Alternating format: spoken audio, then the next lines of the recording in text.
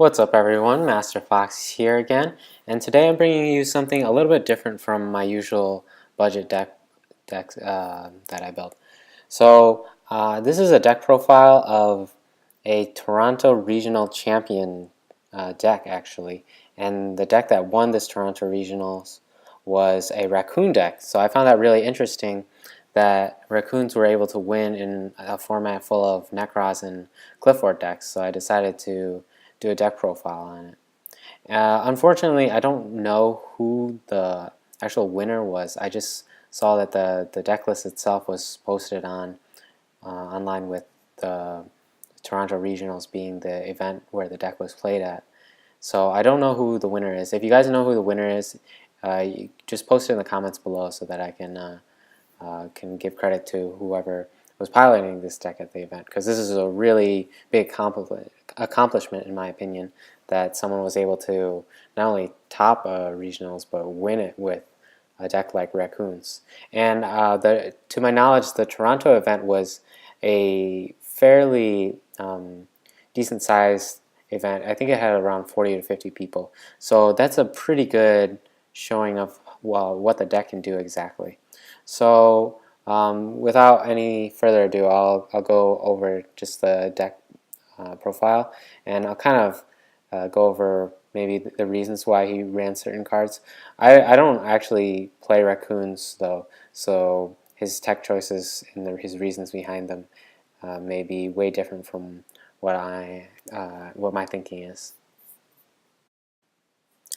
Alright, so for the deck itself, he ran 3 of the baby raccoons, or the baby raccoon Pojo, 3 Tantans, and then he ran 3 Bambis.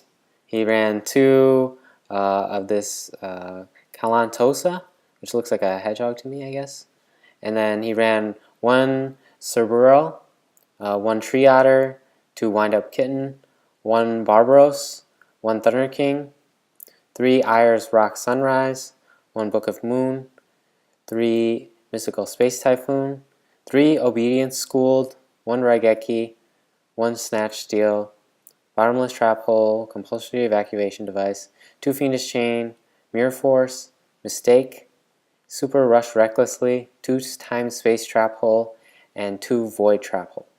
And for the extra, he ran 1 Fabled Unicorn, 1 Armades, 1 Goyo Guardian, 1 Naturia Beast, 1 Naturia Barkion, 1 Black Rose Dragon, 1 Leo, 1 Gachi Gachi Gantetsu, 1 Daigusto Phoenix, and 2 Sky Cavalry Centuria, and 3 of the Raccoon Sandayu, and he ran 1 Downward Magician.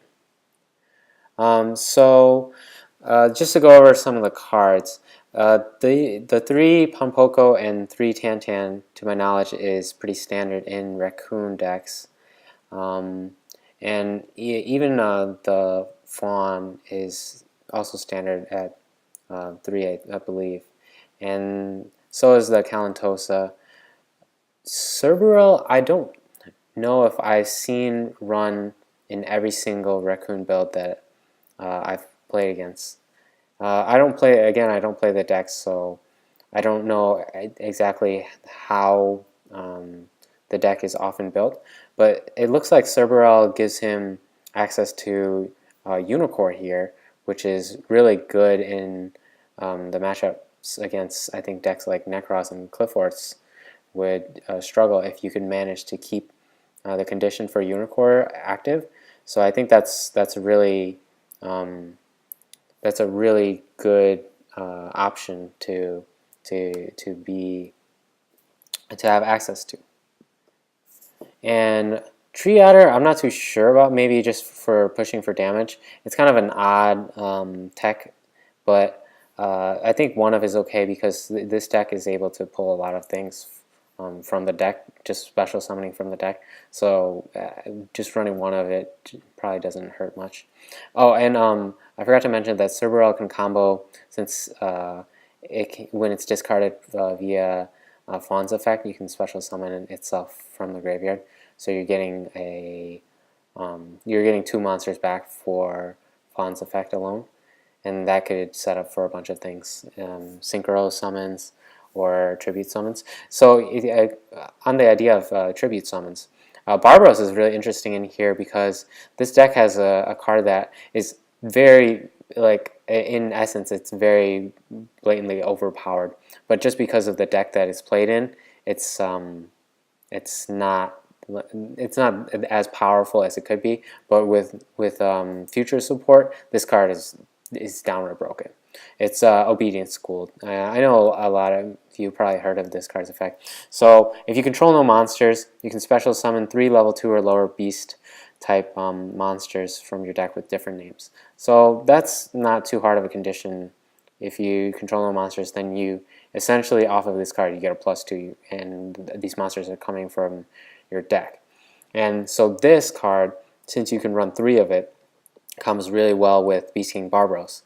So you can go from no monsters on your field to 3 monsters, and then you can tribute them for Barbaros, and then Barbaros will wipe out everything on your opponent's side of the field. And this is really good against Cliff Forts, especially because you can wipe out their pendulums and you can wipe out everything.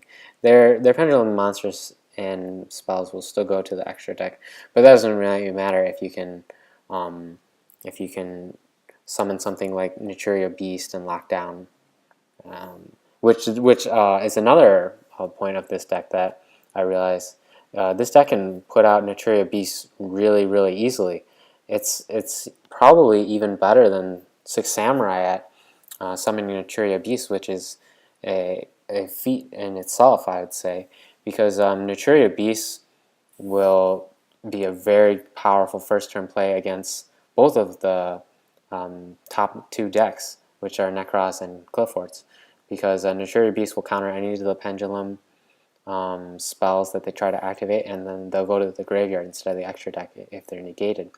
And then Necros can't really do anything if you can negate all their spells, because Necros require their ritual spells to be able to summon their monsters. They could summon Manju and Search still, but they're not going to be able to summon any of their ritual monsters with Beast on the field. And most of them don't main deck Fire Hand or Ice Hand, so it's pretty hard to get over a Naturia Beast first turn for both of these decks, which is a reason why I think this this Raccoon deck did really well at the Toronto Regionals, because one of its main plays is able to counter the top decks so easily.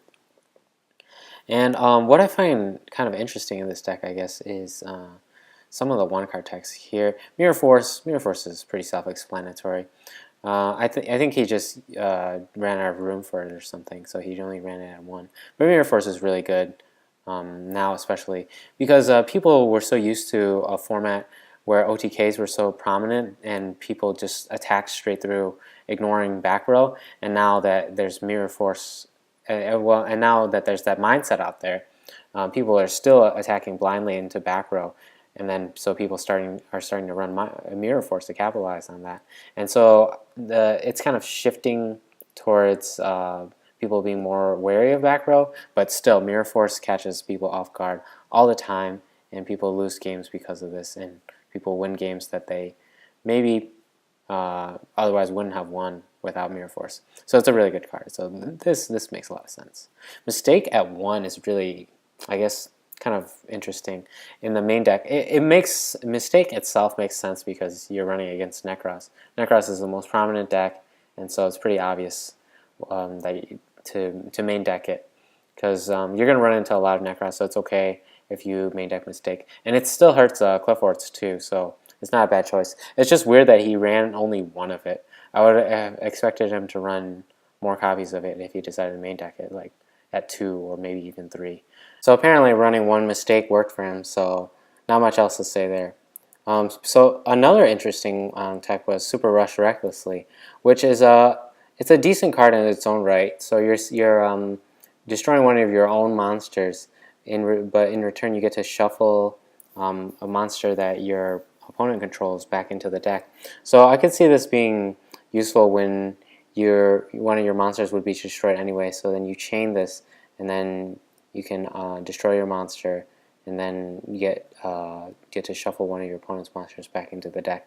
And this would be useful against things that you don't want destroyed, maybe like Dante's or maybe Clifford monsters that you don't want going back into the extra deck where your opponent can just resummon it. Against Necros, I guess maybe it's useful against cards like Unicorn just to get it off the field so that you can get your Naturia Beast or just one of your extra deck monsters live again. But I'm not too sure about running more copies of Super Rush Recklessly. Maybe it worked for him as a tech at 1, but just kind of an interesting card. But I wouldn't run any more than one. I would say. So in this deck, the main 2 power cards are obviously Obedience School and Iris Rock Sunrise. So Iris Rock Sunrise is essentially a monster reborn for the deck with an additional effect of making your opponent's monsters lose attack points. And Obedience School is just just think of it as a souped up rescue cat in essence. And so I think it's these 2 cards that really kind of tie the deck together, and in my opinion is what makes the deck competitive in general. And off of it is also Naturia Beast. Naturia Beast really helps against the meta matchups. But this was really interesting that the deck was able to top, so it makes the format a bit more interesting rather than just being Necros and Cliffforts. So these are my thoughts on the deck itself. Tell me what you guys think below in the comments, and please like this video and subscribe. Thank you.